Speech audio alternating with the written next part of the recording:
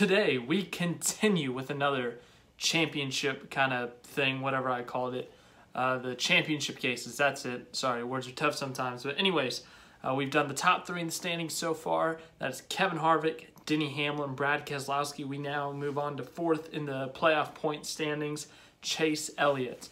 Yeah, we're just going to jump right into it. So looking at Elliotts here so far, 2 wins, 9 top 5s, 14 top 10s. Those 2 wins coming at the Charlotte Oval, the second Charlotte Oval race, and then also the first ever Daytona road course race. So 2 different tracks there. It's been an up and down year for that team. Had a really hot start to the year, winning some stages, getting some playoff points, contending for wins. Had a few issues that cost them a couple wins, whether it be a loose wheel and having to come back down pit road, whether it be blowing a tire or getting wrecked by Kyle Busch. It's cost them a few wins. But then they had a little slump. They've been in a little slump with their 550 package recently, but getting a win at the Daytona road course and then a top 5 at Dover this weekend along with a crash. But yeah, they've had an up and down year. And I normally do go through the playoff schedule, just talk about how the driver does at each track, what I think their odds are. And if you remember, this was my championship pick at the very beginning of the year or the season.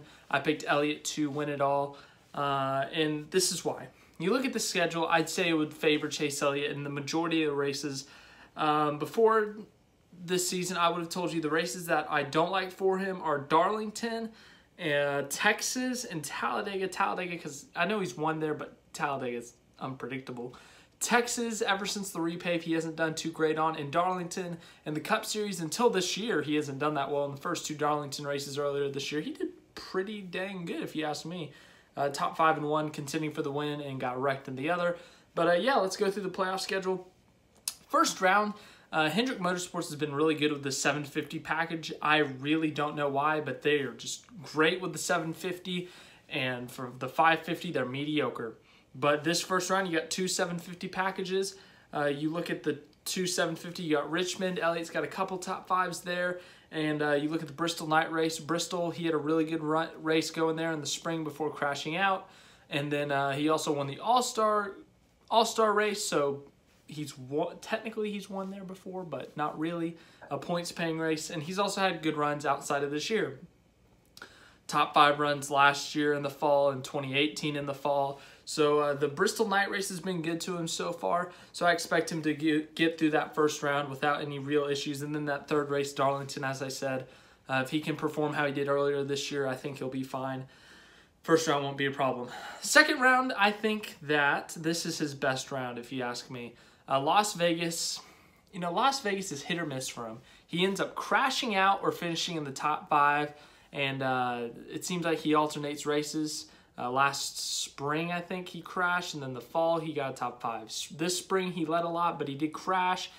This fall, top 5, I guess. I don't know. But, yeah, I think he'll do good there. He did really good in spring, swept the stages, did really good. I think he'll be able to do fine there. It's Talladega.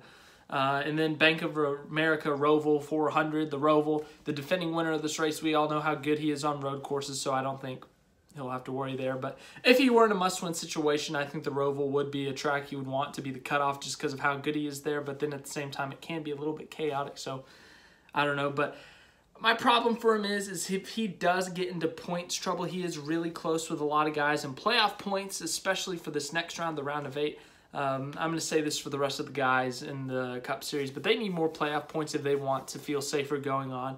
But I see Elliott getting out of the round of 12 into the round of 8, and you got Kansas, Texas, and Martinsville. As I said, you just need more playoff points. It's going to be a close points race. Him, Logano, Truex. Who else is in that mix? I guess Keselowski's only 5 or 6 points ahead.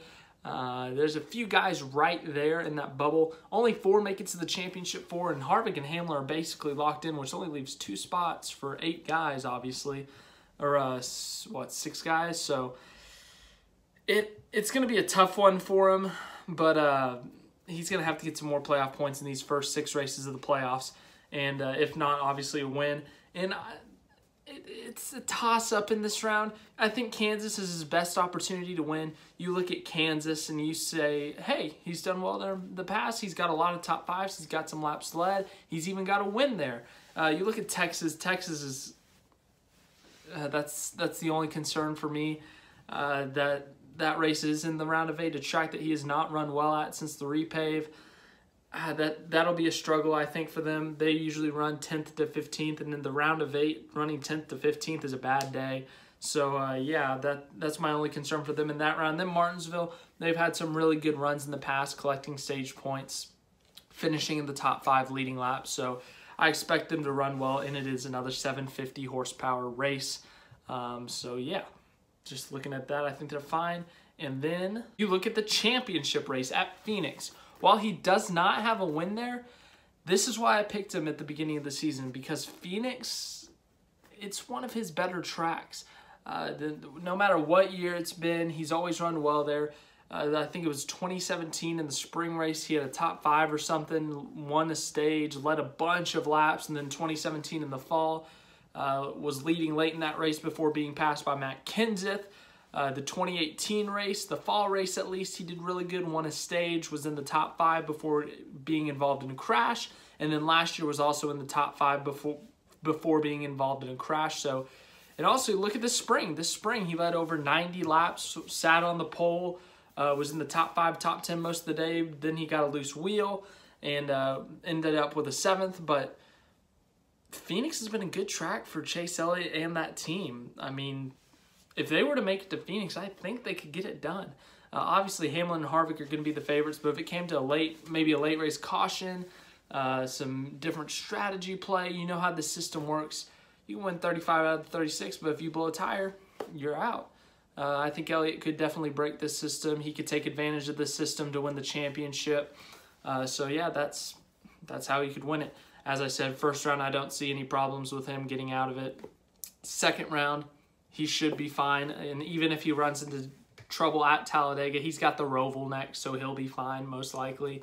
And then that round of 8, I'm thinking that he's going to have to get a win, but if not, he's just going to have to outpoint those guys. And if he can get some more playoff points in those first 2 rounds, he could be fine. And the championship race, it's a track that's been good for him historically, so it's a big opportunity for them. You know, he's definitely hoping he can get it done, I'm sure, but that's going to be a difficult race, I'm sure, to go up against the big 2 or whatever you want to call them, Harvick and Hamlin. Going to have to do something different, going to have to bring something different to the track to try to beat them both. But the 750 package and Hendricks have been really good this year. Elliott's been good at Phoenix in his career, so maybe that combination could be a threat to Hamlin and Harvick in the title race, but he's going to have to get there first. So thanks again for watching. More of these championship cases this week, I guess. We got Logano coming up, and then it's like Truex or something after that. I haven't looked that far ahead, but yeah. Thanks again for watching. Make sure to like, subscribe, share, all that stuff, and we'll figure out the rest of the week.